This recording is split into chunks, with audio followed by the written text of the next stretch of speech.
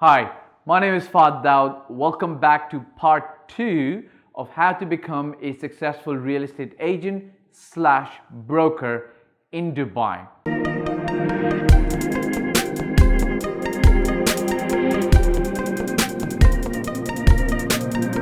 Today I'm going to be talking about how to choose the right company and right culture when you're shopping around and interviewing with all the companies who do real estate in Dubai, and you're looking to actually start somewhere, right? And hopefully get up on your way to your millions of dirhams or dollars somewhere further down the lane. Look, the first thing, in my personal opinion, you should be looking at when you're looking at the right company, the right brokerage company. Yeah, so this is not the development companies. I'm talking about a brokerage company. I'll do another video series on working for a developer. It's a completely different ball game. As a broker, you're the CEO of your own little practice, and you're pretty much running your own ship and master of your own destiny. So it's very important that you choose the right company with the right culture. The number one thing that, in my personal opinion, is that you should choose a company where the head, the top CEO, if they've got a chairman, the top chairman should have and is still an active agent, meaning that he grew up the ranks, made a lot of deals, knows the ins and outs of Dubai real estate, and is still involved heavy, perhaps on the high level deals, not on the smaller deals, but is still involved as a broker on a lot of deals, either as an advisor, a mentor, or his own actual deals. Now, there's a very specific reason why I say this to you. Look, I've been around the block. 2008, I had my own company called Al Zaim Real Estate. It folded pretty fast because the GFC, the global financial crisis, but I learned a lot on my journey. Dubai attracts a lot of money and a lot of wealthy people. A lot of these wealthy people, whether you want to accept it or not, are invested in the real estate industry. When they see that brokers are charging commissions 1, 2, 3, whatever the percentage is, a lot of them feel, wait, that's an easy way of making money. Why don't I go and open an office, set up a few chairs, throw a few computers, hire a manager who's got some experience in real estate. I can fly in and out, and my real estate brokerage company can grow, prosper, and I can hopefully make some money out of it. I can't begin to count the number of times that I've seen real estate companies in Dubai fail miserably because that investor, even though he's got a ton of money, has no clue how a brokerage company should be run, has no clue how an agent does his actual business. Throwing money at the problem isn't going to make the problem go away. Throwing money to start a business isn't going to guarantee the success of a business. In my personal opinion, when an agent is running a company, he understands how the agents can benefit, he understands how the agents can make money, and he understands when the agents are not making money, what needs to be done. It's just a different game. You don't get up one day and say, I'm going to fly a plane because I know how to sit in a plane, or I've flown first class. Nobody's going to allow you to fly a plane. Unfortunately, in the business world, it doesn't happen like that. Anybody can start a real estate company. You got to throw a little bit of money and put some stuff together, but not everybody can run it successfully. So when you're choosing where you should be working, my personal opinion is you should be actively searching for a company that's run by a successful agent with a career history in Dubai. Not outside. Dubai market's completely different. They should have been successful in Dubai. It doesn't matter if you've done deals in South Africa or UK, you should have done deals in Dubai. And that's what the company management should look like. After you've actually looked at that, the second most important thing, in my personal opinion, you should be looking at is the company going to invest in my growth and provide me with a mentorship or a peer group that supports me, that helps me grow? What do I mean by training? Look, there's a lot of companies out there that have month-long training programs. I consider them to be bloody useless. Okay? You don't need a month-long training program to train a broker, but you need very targeted, sniper, action training that helps the broker. Because when a real estate agent becomes a broker, if you've interviewed him well, you've already assessed that this guy's got the fire in the belly, he wants to grow. So trust me, it's not complicated. You're not gonna have to train him on how to close, how to give good customer service. You just have to pinpoint him in the right direction and then let him grow. But the culture of training and helping the broker should be there. It shouldn't be giving him a cold call list and say, look, these are all the clients from last year, call all of them, try to close them. No, a broker needs some hand holding in the first 3 months, a lot more in the first 3 months, and then for the first year.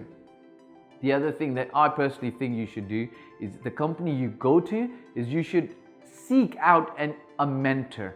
This is something that happened to me by coincidence, by chance. I had a great mentor, somebody who's a veteran of the Dubai industry. His name is Maruf Qazi, and a couple of other friends such as Sheikh, Samir. These guys were veterans of the Dubai real estate industry, had done a lot of deals, and I didn't pay them anything, but to be honest, I would have paid them anything to learn from them, right? Well, actually, technically speaking, I did pay them because I would pick up a lot of the crumbs from their deals, and I wouldn't care how much commission that I'm getting, as long as the deal gets closed and I get to be close to them and learn from them, right? So the other thing while you're looking at the company that's providing training is you got to make sure that there are mentors there who are helpful to give you guidance when required. Third point, a company should be very competent. What do I mean by that? Look, the Dubai market is maturing and it's changing. The landscape changed so dramatically in 2014, 15, 16 that if you were just in the resale market, you're going to struggle to make a decent amount of money because the prices had gone down so fast. The sellers were stuck at their prices. Buyers were expecting rock bottom prices. You just couldn't close the gap and make a good deal unless you were really, really working hard. Off plan took off 2015, 2016. It's still doing fairly well. If your company did not switch their marketing budget to start getting you leads in off plan, or if you couldn't think about that because you didn't have the requisite training, trust me, you missed out on a very good period where people made a lot of money. That's why I'm saying an agent running a good, decent company would be competent enough to know where the market is shifting to because they've got the pulse, they've got their finger on the pulse of the market. Somebody who's never done business in the Dubai market or is just an investor, they're going to be very late to respond to the changes in the Dubai market. And at the end of the day, you as an agent are going to suffer. Sometimes you might have a 6-month dry period of no deals because some of the mistakes that the company is making. Don't get stuck in that. Last but not the least, I consider this to be the most important point. I left it to the last because it's not something that you start your decision-making process on, okay?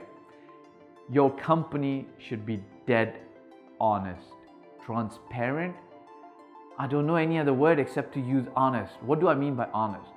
They should pay their brokers their commissions on time. If a broker closes deals and God forbid something like he dies or he moves country or he moves on, you should be dead sure that this company will actually pay your commission and your part to either your family members or to you if you've moved on to another company. Unfortunately, sadly, it's the norm in the Dubai industry that most companies, if you've done a business of 100,000, the day you give your resignation in, you can say goodbye to your share of the commission. If you've done business of 100,000 and 50,000 dirhams is what's going to be coming to you, the day you give your resignation, you can say goodbye. This, I don't want to generalize, is a lot of companies do this, but not all of them. There are some good companies out there. I've been a part of good companies where when I left, I said, you know what? I know they're going to give me my money, 100%. I had no qualms about it. And I've been part of companies where, I had to very strategically move out. And this is the case with a lot of agents. when they're looking at shifting from company to company or to another company because they're not getting what they want in terms of personal growth and development, a lot of time what they do is they close their deal book completely, get all the money out, and then tender their resignation. And unfortunately, I don't think that should be the case, but that is the case. However, the reason I said you don't look at honesty as the first thing is you don't look at a company and the guy who's running the company is super honest, has a good reference and a good reputation, but then he's never been an agent himself, does not have investment into your training and growth, and is not competent. So you don't make a decision just based on honesty. You need to have all the other things. An agent, his own life, done deals and is still doing deals, is invested in your training and your growth. Genuine investment, not just paying bloody lip service to training, putting their agents into a group and saying, oh yeah, this is not a training session, we're going to talk to you about this great book that you should read. That's not training. That's not training that an agent needs to succeed in the Dubai market. The moment an agent walks out of your training room, he should have 1, 2, 3, 4, 10 actionable points that can help him make money in the next week, next month. That's the kind of training I'm talking about. Thirdly, very competent and be able to make sure that they're choosing the right path for the company so that the agents are making money. Remember, agents, you're in that ship with the company. So wherever the company goes, you go on that ship. Fourthly, don't forget, they gotta be bloody honest, downright to the penny, so that you know your money that you're working so hard for is super protected. Imagine you close a deal of your life, 5 million dirhams. All of a sudden, your company turns around and says to you, well, yeah, we know that the payout should be to you about 2.5 million dirhams, but because the company's got these debts, we're gonna pay you this money in installments. It's gonna break your heart. Probably gonna deal with somebody in a harsh way. Don't be in that situation. I hope this helps. Look forward to part 3 that's coming soon. I'm going to talk about how to increase and grow your business. And look, check out part 1 as well about how to getting into the industry. Yeah, the link is below. Talk to you soon.